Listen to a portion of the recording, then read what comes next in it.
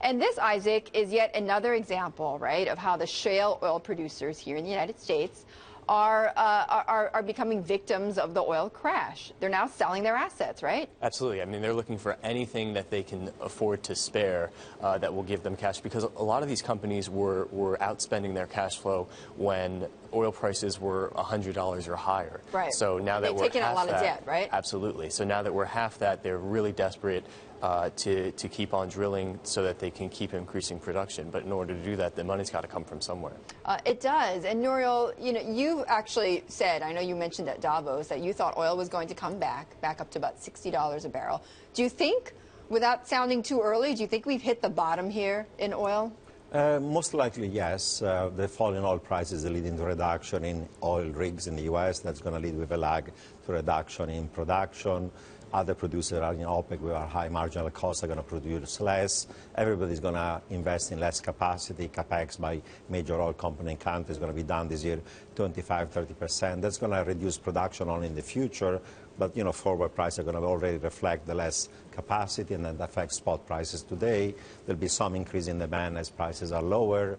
With low prices, China started to increase its own strategic petroleum reserves. Right. So I would say the fundamentals now suggest a gradual increase. Now, the surprise could occur if we reach an agreement, say, with Iran fully on phasing out sanctions. They could increase production actually by 1 million barrels a day. And already have a glut of 2 million, and that could be bringing it down. If there was a sudden increase in production from Iraq or Libya, I don't think those things are likely. But, you know, prices could go lower.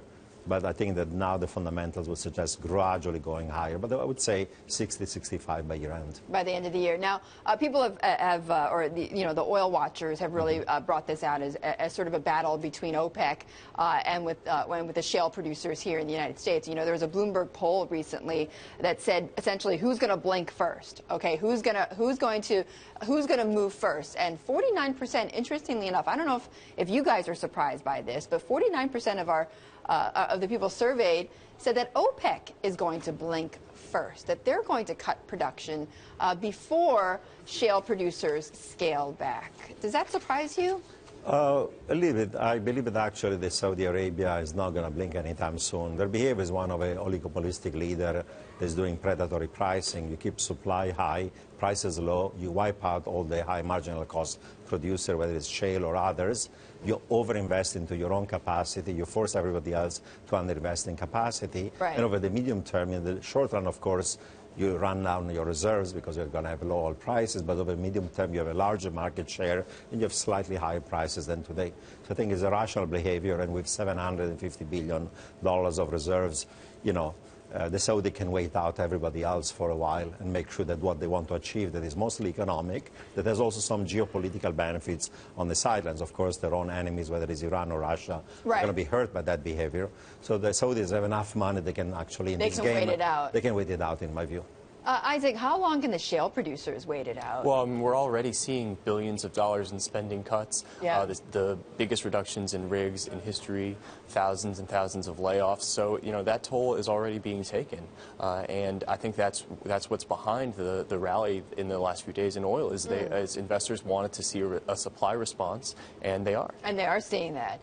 Just on a final note, Nouriel, is there an investment opportunity here? I mean, is there a buy signal anywhere here in oil? There might be in oil prices if you believe they're gradually going to go higher. That's the first thing. I would say in distressed debt in some of these energy companies, the spreads have widened a lot. People assign a high probability of default and very high default and losses given default.